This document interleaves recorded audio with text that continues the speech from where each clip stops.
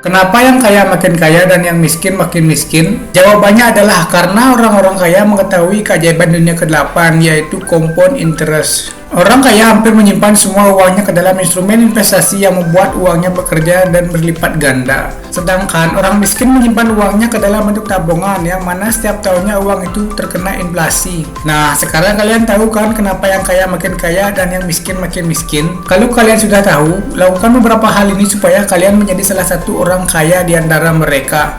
Yang pertama adalah perbaiki sistem keuangan. Pertama-tama kalian harus perbaiki cash flow kalian terlebih dahulu. Apakah pendapatan kalian lebih besar daripada pengeluaran atau sebaliknya? Jika pemasukan kalian lebih besar daripada pengeluaran, itu sih nggak apa-apa. Tapi jika pengeluaran kalian lebih besar daripada pemasukan, ini yang harus kalian perlu ketahui, uang kalian itu habis kemana saja. Dan apakah kalian masih memiliki utang konsumtif?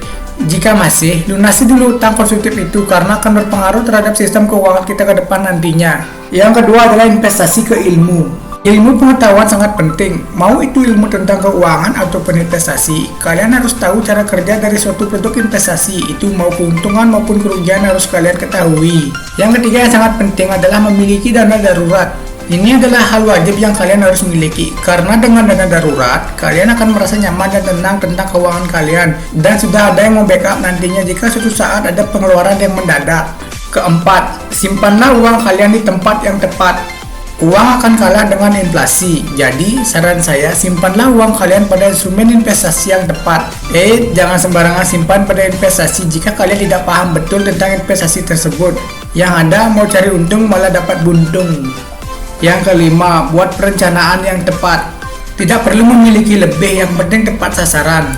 Misalnya, kalian mau pergi ke suatu tempat yang kalian pasti menggunakan GPS, bukan? Nah, ibaratkan GPS ini adalah perencanaan keuangan kalian dan kendaraan yang kalian naiki adalah instrumen investasinya. Maka tentukan perencanaan yang tepat dan tentukan juga kendaraan yang paling tepat untuk kamu.